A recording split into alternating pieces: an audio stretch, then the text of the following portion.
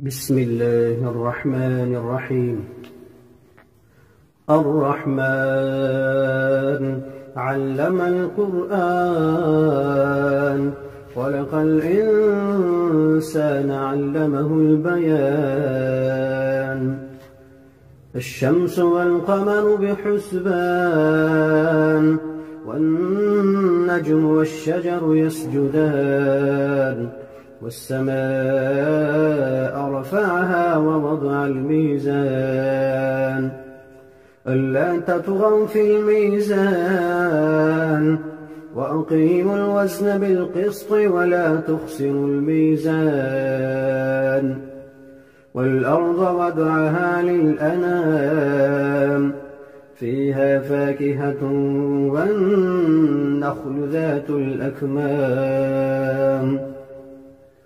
والحب ذو العصف والريحان فبأي آلاء ربكما تكذبان.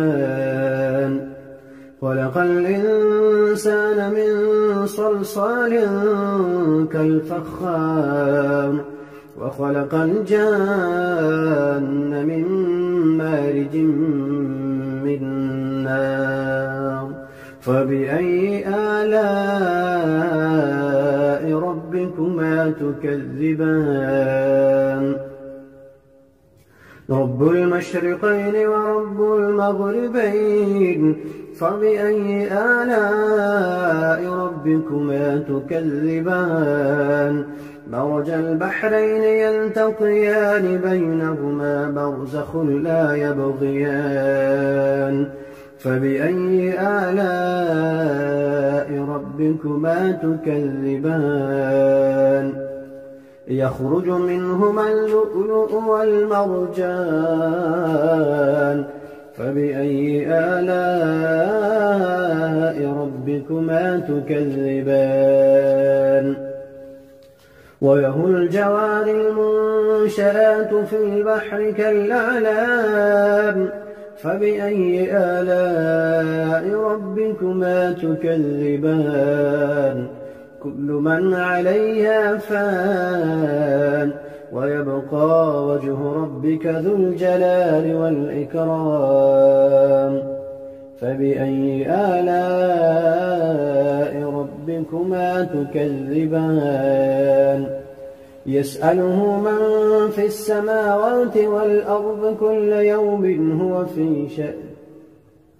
يسأله من في السماوات والأرض كل يوم هو في شأن فبأي آلاء ربكما تكذبان.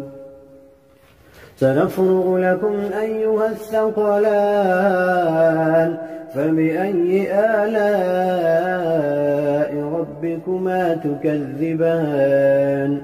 يا معشر الجن والإنس إن استطعتم أن تنفذوا من أقطار السماوات والأرض فانفذوا لا تنفذون إلا بسلطان فبأي آلاء ربكما تكذبان.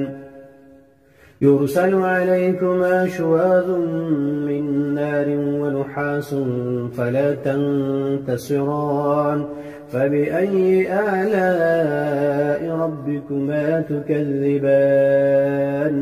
فإذا انشقت السماء فكانت وردة كالدهان فبأي آلاء ربكما تكذبان. فيومئذ لا يسأل عن ذنبه إنس ولا جان فبأي آلاء ربكما تكذبان. يعرف المجرمون بسيماهم فيؤخذ بالنواصي والأقدام فبأي آلاء ربكما تكذبان.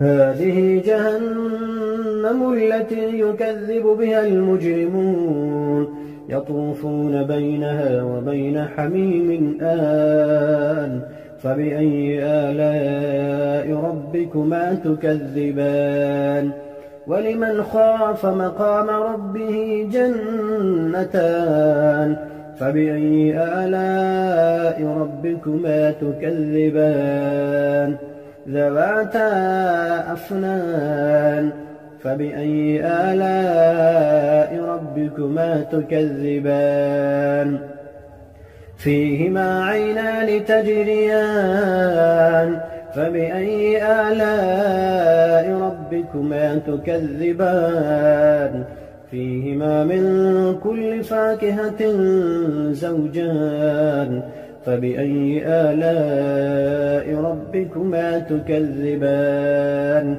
متكئين على فرش بطائنها من استبرق وجنى الجنتين دان فبأي آلاء ربكما تكذبان فيهن قاصرات الطرف لم يطمثهن إنس قبلهم ولا جان فبأي آلاء ربكما تكذبان كأنهن الياقوت والمرجان فبأي آلاء ربكما تكذبان هل جزاء الإحسان إلا الإحسان فبأي آلاء ربكما تكذبان ومن دونهما جنتان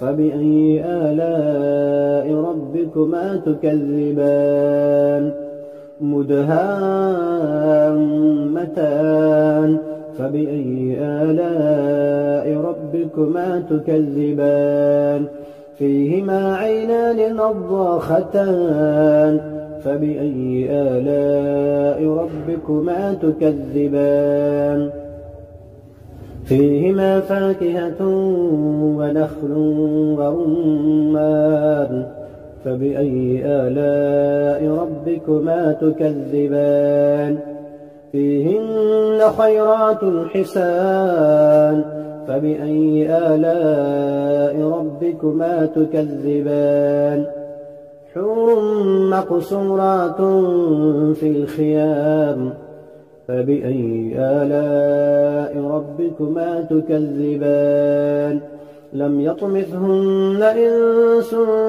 قبلهم ولا جان فبأي آلاء ربكما تكذبان متكئين على رفرف خضر وعبقري حسان فبأي آلاء ربكما تكذبان تبارك اسم ربك ذي الجلال والإكرام